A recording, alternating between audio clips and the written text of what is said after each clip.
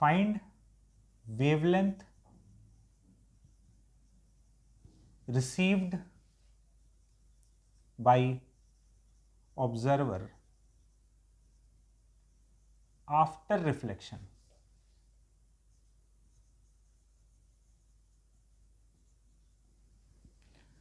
अब ऐसे कोई सा भी सवाल, एक जनरल बात समझना। अब फ्रीक्वेंसी पूछा तो फ्रीक्वेंसी तो हम लोग बता ही देंगे, तरीका हम लोग समझ लिए। वेवलेंथ जब भी पूछेगा ना कि इसको कितना वेवलेंथ मिल रहा है, उसको कितना वेवलेंथ मिल रहा है, तो सीधा सा बात है कि तुम लिखो F equals to V by lambda. इसमें बोला है कि भाई इसको कितना वेवलेंथ रिसीव हो रहा है, तो जिसको भी किसको कितना वेवलेंथ रिसीव हो रहा है तो उसको कितना फ्रीक्वेंसी मिल रहा है उस सिचुएशन में वो देख लो, उसके लिए स्पीड ऑफ साउंड क्या है, उसके लिए उस सिचुएशन में क्या है वो देख लो, लिख दो, लैम्डा आ जाएगा। एकदम सीधा सीधा बात है। तो find wavelength received by observer after reflection. Reflection के बाद ये कितना वेवलेंथ रिसीव कर रहा है, तो फ्रीक्वेंसी कितना रिसीव कर रहा है, f2। ये हम लोग कैलकुलेट किए सेकंड पार्ट में, f2। रिफ्लेक्शन के बाद जब साउंड आ रहा है इसकी तरफ, तो इसके लिए स्पीड ऑफ साउंड कितना है, ये तो रुका हुआ है, तो जो एक्चुअल स्पीड ऑफ साउंड है वो v है, तो v ही रहेगा। गया साउंड, रिफ्लेक्ट होके आया। अच्छा, साउंड का स्पीड हर ऑब्जर्वर के लिए अलग अलग है, तो ये अपना ऑब्जर्वर रुका हुआ है, तो इसके लिए स्पीड ऑफ साउंड एक्चुअल है divided by lambda. Lambda is v by f2। f2 का वैल्यू हम लोग निकाल के रखें, डाल देंगे, आ जाएगा। बात समझ में आया?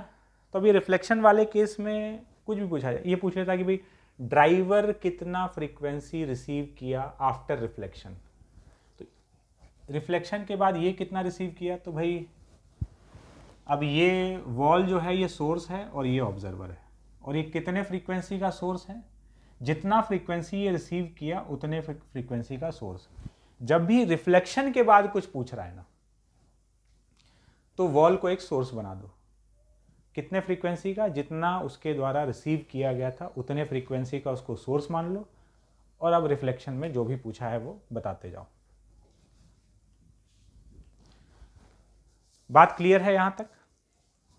चलते हैं आगे, कुछ और क्वेश्चंस देखते हैं डॉपलर्स इफेक्ट में।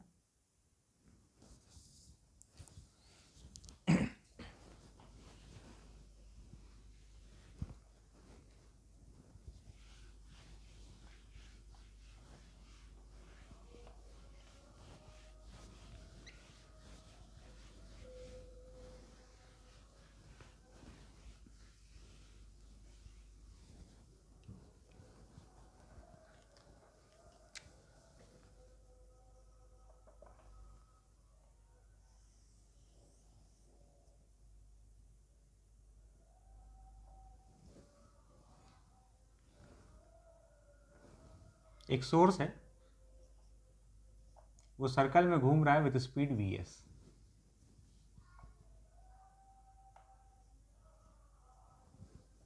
कांस्टेंट स्पीड vs से घूम रहा है। सेंटर से कुछ दूरी पर एक डिटेक्टर है या एक ऑब्जर्वर है।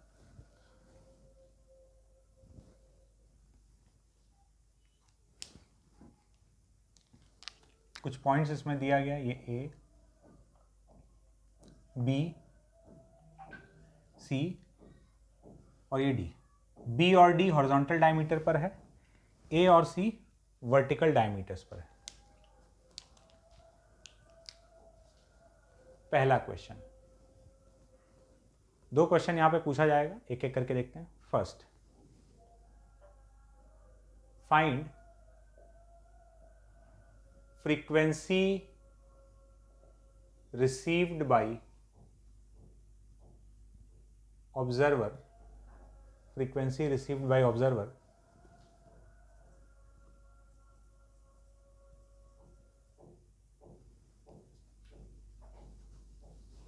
frequencies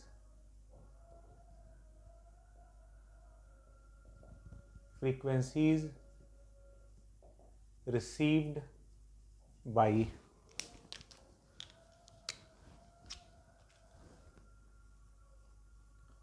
observer which are emitted by source at points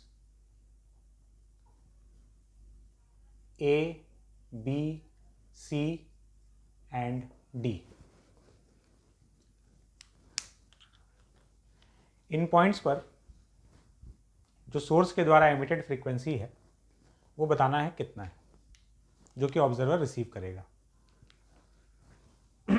ठीक है, लिखते हैं।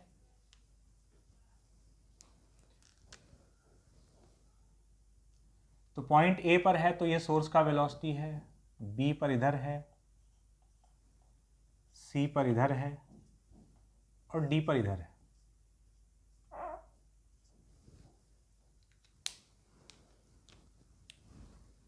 ऑब्जर्वर तो मूव कर नहीं रहा है, खाली सोर्स के मूवमेंट का इफेक्ट आएगा। बी और डी पर जो सोर्स का वेलोसिटी है, जब सोर्स यहां पर होगा तो ज्वाइन करने वाले लाइन के परपेंडिकुलर है, ज्वाइन करने वाले लाइन के परपेंडिकुलर है। तो डी और बी पर जो एमिटेड फ्रीक्वेंसी है वो तो एक्चुअल फ्रीक्वेंसी के बराबर ही होगा, उसमें एपरेंट में कोई फर्क नहीं आने वाला है, क्योंकि ऑब्जर्वर स्टेशनरी है और सोर्स का वेलोसिटी दोनों को ज्वाइन करने वाले लाइन के परपेंडिकुलर है। तो frequency at B is frequency at D is actual F जो है।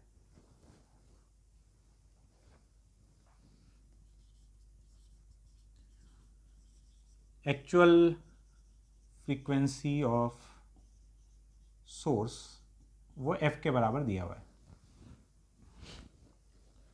बचा ए और सी पर। तो ए और सी के केस में ए पर जब है तो ये दोनों को ज्वाइन करने वाला लाइन होगा।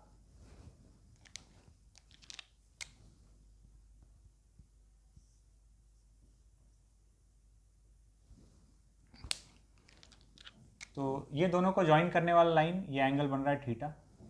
तो बिल्कुल यहां पर भी ऐसा होगा।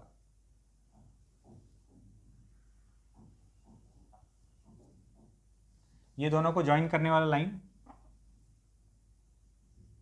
ये एंगल उतना ही बन रहा होगा थीटा।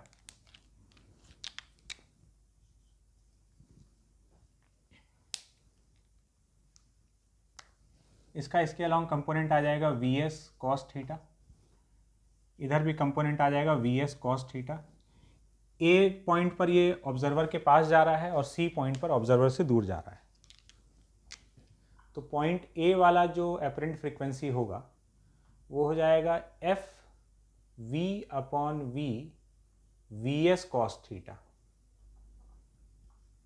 अब ऑब्जर्वर यहाँ पर, सोर्स पास आ रहा है तो फ्रीक्वेंसी बढ़ाएगा माइनस। सी वाला जो फ्रीक्वेंसी है F V upon V V S cos theta. Point C पर ऑब्जर्वर नहीं, सोर्स दूर जा रहा है तो फ्रीक्वेंसी घटाएगा, घटाने के लिए प्लस। तो ये आ गया चारों पॉइंट्स पर एमिटेड फ्रीक्वेंसी जो सोर्स को मिलेगा। आते हैं दूसरे सवाल पर। सवाल number 2, find maximum and minimum frequency received bye source.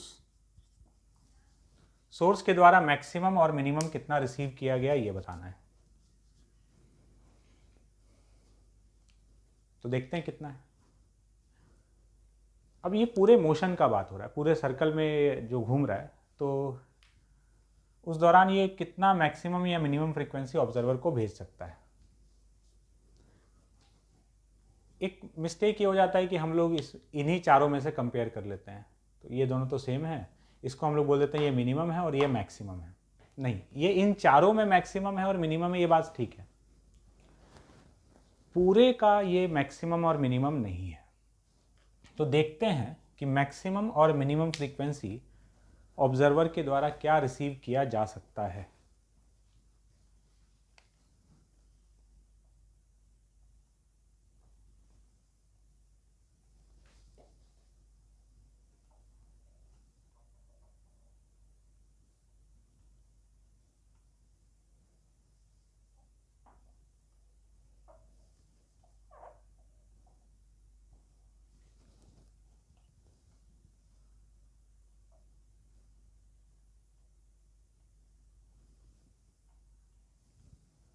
देखो,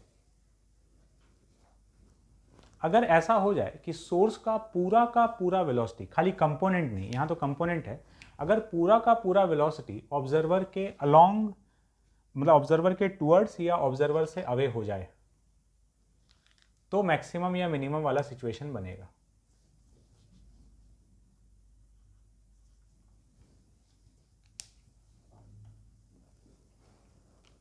ऐसा कब हो सकता है? बाहर कोई भी पॉइंट है, यहां से हम एक टेंजेंट ड्रॉ करते हैं, थोड़ा सा टेढ़ा बन सकता है, एडजस्ट कर लेंगे हम लोग।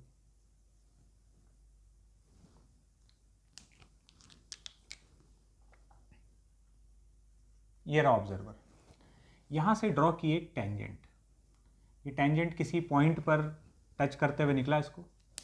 जब सोर्स इस पॉइंट से पास हो रहा होगा तो इसका वेलोसिटी टेंजेंशियल डायरेक्शन में रहता है, वेलोसिटी इसका इस तरफ हुआ, वो अभी पूरा का पूरा towards the source, towards the observer है ना, वो इस पॉइंट पर नहीं है, वो इस पॉइंट से थोड़ा सा आगे है, और इस समय पूरा का पूरा सोर्स की तरफ पॉइंट कर रहा है। Suppose this angle is phi, तो बिल्कुल यहां पर भी ऐसा ही एक सिचुएशन बनेगा, एक टेंजेंट यहां पर बनेगा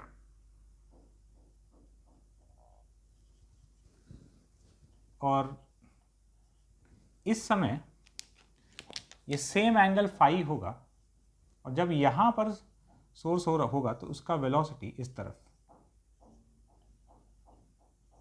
टेंजेंशियल डायरेक्शन में। तो इस समय पूरा का पूरा सोर्स का velocity away from the observer है और यहां पर पूरा का पूरा टुवर्ड्स द ऑब्जर्वर है। तो इस समय फ्रीक्वेंसी मैक्सिमम एमिट, जो अपरेंट फ्रीक्वेंसी होगा इस समय का मैक्सिमम होगा और इस समय वाला मिनिमम होगा। तो अगर हम लोग मैक्सिमम फ्रीक्वेंसी रिपोर्ट करें,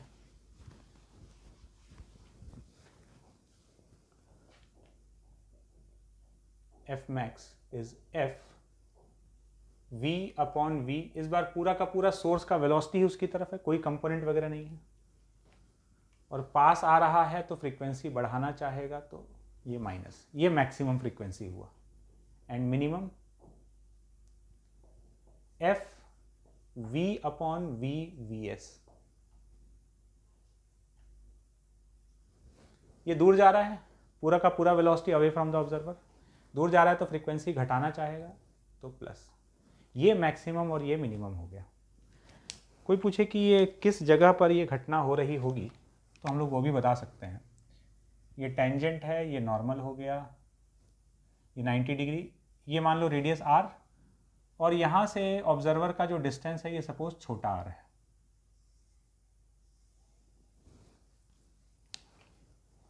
तो cos phi base upon hypotenuse, तो ऐसा जब हो रहा होगा तो उस समय सोर्स कहाँ पर है, जब ये फ्रीक्वेंसीज एमिट किया गया है, तो cos phi base upon hypotenuse. इस लाइन से, सेंटर से ज्वाइन करने वाला लाइन जो है ऑब्जर्वर को, उससे उतना एंगल ऊपर या उतना एंगल जब नीचे होगा तब ये फ्रीक्वेंसीज एमिट किया जा रहा होगा। बात क्लियर है? चलते हैं अगले सवाल पर, एक और क्वेश्चन देखते हैं। अब एक ऐसा क्वेश्चन जिसमें कि एक नया बात इस्तेमाल किया जा रहा है, साउंड को डिस्टेंस ट्रैवल करने में समय लगता है, कुछ फाइनाइट टाइम लगता है, उस बात को कंसिडर करते हुए एक क्वेश्चन पूछा जा सकता है डॉपलर्स इफेक्ट में।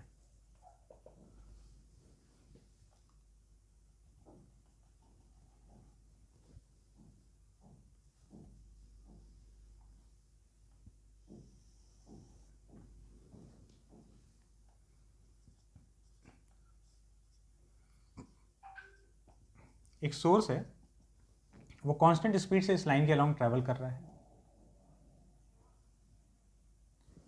यहां से कुछ दूरी पर, कुछ परपेंडिकुलर डिस्टेंस पर एक ऑब्जर्वर है।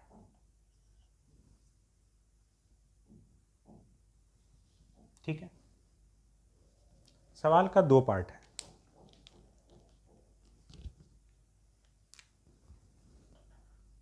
दोनों सवाल में बहुत हल्का सा डिफरेंस होगा, लेकिन पढ़ने में हल्का सा डिफरेंस है, लेकिन सवाल दोनों एकदम अलग रहने वाला है। देखते हैं क्या है। First, find frequency received by observer. ये वाला जो पॉइंट है ये P है। Find frequency received by observer which is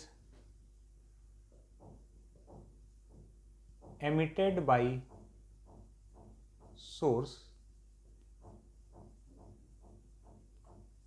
at point P. And second, find frequency received by observer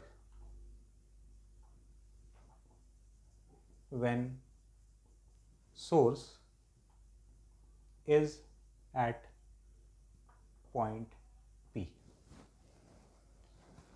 इन दोनों क्वेश्चन को पढ़ोगे तो काफ़ी सिमिलर टाइप का फील आएगा। Find frequency received by observer which is emitted by source at point P.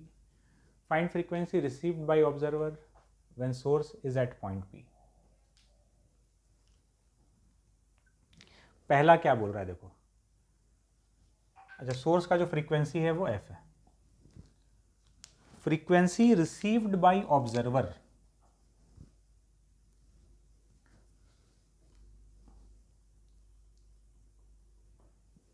Which is emitted by source at point P. सोर्स जब point P पर है, यहां पहुंचा, ये vs वेलोसिटी से इधर जा रहा है, इस समय जो एमिट किया होगा वो कितना है ना। The frequency received by observer which is emitted by source at point P. जब सोर्स पॉइंट P पर है तो उस समय जो फ्रीक्वेंसी एमिट किया गया है वो ऑब्जर्वर को कितना मिलेगा। तो ठीक है, सोर्स जब यहां पर है ना पॉइंट P पर, तो इस समय जो सोर्स का वेलोसिटी है वो दोनों को ज्वाइन करने वाले लाइन के परपेंडिकुलर है। और जब दोनों को ज्वाइन करने वाले लाइन के परपेंडिकुलर है तो इस लाइन के लॉन्ग जब कोई वेलोसिटी नहीं आया, ऑब्जर्वर का तो वैसे भी नहीं है, तो एपरेंट फ्रीक्वेंसी f हो गया। इस समय जो सोर्स के द्वारा एमिटेड फ्रीक्वेंसी है वो f है। अब डिफरेंस यहां से समझना दोनों क्वेश्चन में, कि दोनों क्वेश्चन में फर्क क्या है। इस समय सोर्स के द्वारा जो एपरेंट फ्रीक्वेंसी भेजा गया है वो f है, एक्चुअल के बराबर है। लेकिन ये फ्रीक्वेंसी इसको सुनाई कब देगा, जब साउंड इसके पास पहुंचेगा। तो वो पहुंचने में कुछ ना कुछ तो टाइम लगेगा ना। तो अभी जो ये फ्रीक्वेंसी छोड़ा है, ये फ्रीक्वेंसी इसको कुछ देर बाद मिल रहा होगा। तो इस समय जो फ्रीक्वेंसी एमिट हुआ है f, ये f इसको कब सुनाई दे रहा होगा, अभी से कुछ देर बाद। तो ठीक है, जब भी सुनाई दे रहा हो, कुछ देर बाद जब इसको f सुनाई दे रहा होगा तब सोर्स कुछ आगे जा चुका होगा, है ना। तब इसको पता चलेगा अरे f फ्रीक्वेंसी है। क्यों? क्योंकि साउंड को यहां से यहां ट्रैवल करने में कुछ टाइम लगेगा। ध्यान से समझना। तो find frequency received by observer which is emitted by source at point P. Emitted by source at point P, तो सोर्स P पर कितना एमिट किया f, तो ये f फ्रीक्वेंसी इसको मिल रहा है, लेकिन कुछ देर बाद। तो ये वाला फ्रीक्वेंसी अगर कुछ देर बाद मिल रहा होगा, तो जब ये पॉइंट P पर है तब इसको जो सुनाई दे रहा है वो कौन सा है। इस मोमेंट पर जो सुनाई दे रहा है वो तो कुछ देर पहले छोड़ा गया हुआ होगा। अगर हम पूछें कि जब सोर्स P पर है तब ये क्या सुन रहा होगा, तब ये F नहीं सुन रहा होगा, F तो ये कुछ देर बाद सुनेगा। तो अभी जो इसको सुनाई दे रहा है इस मोमेंट पर, वो कुछ देर पहले छोड़ा गया फ्रीक्वेंसी है। Find frequency received by observer when source is at point P। तो जब सोर्स P पर है तो इस समय जो इसको मिल रहा है वो अभी वाला नहीं है, वो कुछ देर पहले वाला है। बस यही बात समझना था। ये बात समझे तो क्वेश्चन सॉल्व हो गया। कैसे हो गया सॉल्व, ये देखो, समझना। अब हमको ये समझ में आ गया कि जब सोर्स P पर पहुंचा होगा ना, उस समय जो इसको सुनाई दे रहा है वो P पर छोड़ा गया नहीं, उसके कुछ पहले। तो मान लेते हैं कि सोर्स यहां कहीं था, ये सोर्स है। इस समय ये कोई फ्रीक्वेंसी छोड़ा तो ये ऐसे ट्रैवल करेगा, साउंड ऐसे जाएगा और सोर्स ऐसे जाएगा। तो जितने टाइम में साउंड यहां से, जितने टाइम में सोर्स यहां से यहां पहुंचा, उतने टाइम में साउंड यहां से यहां पहुंच गया। फिर से सुनना, इस जगह जो ये फ्रीक्वेंसी छोड़ा कुछ डिस्टेंस पहले, हमको नहीं पता कितना डिस्टेंस पहले, कुछ भी है, कुछ देर पहले जो ये फ्रीक्वेंसी छोड़ा था, यहां जो छोड़ा गया है, ये इसको कुछ देर बाद मिलेगा। तो जब सोर्स P पर था तब जो इसको सुनाई दे रहा था वो कुछ देर पहला छोड़ा गया है। तो यहां पर वो छोड़ा गया है ना। क्या बोल रहे हैं हम, फिर से सुनो। जब सोर्स जो है वो पॉइंट P पर है, इस समय जो ऑब्जर्वर सुन रहा है वो कौन सा सुन रहा है, कुछ देर पहले छोड़ा गया फ्रीक्वेंसी अभी इसको सुनाई दे रहा है। तो वो कुछ देर पहले ये रहा है, सोर्स यहां पर था, यहां छोड़ा गया फ्रीक्वेंसी जब तक इसके पास पहुंचता है, ठीक उतने टाइम में सोर्स यहां से यहां पहुंच जाता है और इसको वो फ्रीक्वेंसी सुनाई देने लगता है। तो मान लो ये टाइम गैप अगर T है ना, अगर ये टाइम जो है यहां से यहां पहुंचने का T है, तो ये वाला डिस्टेंस जितने टाइम में सोर्स यहां से यहां ट्रैवल किया, उतने टाइम में साउंड यहां से यहां ट्रैवल कर लिया। ये डिस्टेंस VT और ये डिस्टेंस VST। तो यहां छोड़ा गया फ्रीक्वेंसी ऑब्जर्वर को मिलेगा कब, जब सोर्स यहां पहुंच चुका होगा। And this angle is theta.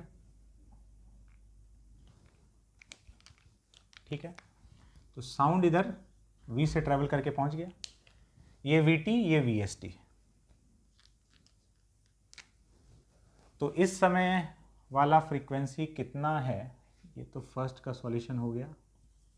अब तो सीधा सा सवाल है, बस हमको यहाँ वाला छोड़ा हुआ फ्रीक्वेंसी बता देना है। यहाँ जो ये फ्रीक्वेंसी छोड़ा है यही इसको ऑब्जर्वर को सुनाई दिया है जब सोर्स यहाँ पहुँच गया है। तो F2 इज इक्वल्स टू, इस तरफ इसका कंपोनेंट कितना होगा, VS cos थीटा। ऑब्जर्वर तो मूव कर नहीं रहा है, तो F V upon V VS cos theta, plus की माइनस, सोर्स पास आ रहा है तो बढ़ाना चाहेगा तो माइनस। अच्छा, कॉस थीटा क्या है, cos theta base upon hypotenuse, base upon hypotenuse, तो VST अपॉन VT। तो कॉस थीटा का वैल्यू V अपॉन VS यहां रख देते हैं।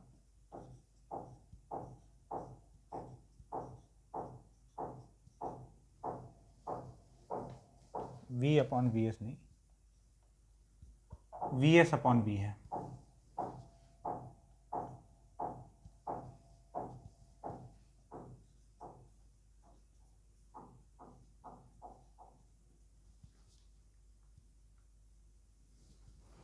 F into V square upon V square minus VS square, इतना फ्रीक्वेंसी उसको मिलेगा जब सोर्स पॉइंट P से पास हो रहा होगा। बात क्लियर है। तो यहाँ पर अपना डॉपलर्स इफेक्ट कंप्लीट होता है और साथ में वेव भी यहाँ पर कंप्लीट होता है। बात क्लियर है। डॉपलर्स इफेक्ट काफ़ी इंपॉर्टेंट पार्ट है ना। पूरे वेव में अगर हम लोग बात करें तो 2-3 जगह जहाँ काफ़ी इंपॉर्टेंस रखता है। एक तो स्टैंडिंग वेव वाला पार्ट, साउंड या स्ट्रिंग का स्टैंडिंग वेव, ठीक है, डॉपलर्स इफेक्ट वाला पार्ट, ये दो पार्ट जो है ये वेव के हिसाब से काफ़ी इंपॉर्टेंट है, और वेव इक्वेशन तो पूरे वेव को समझने के लिए ज़रूरी है।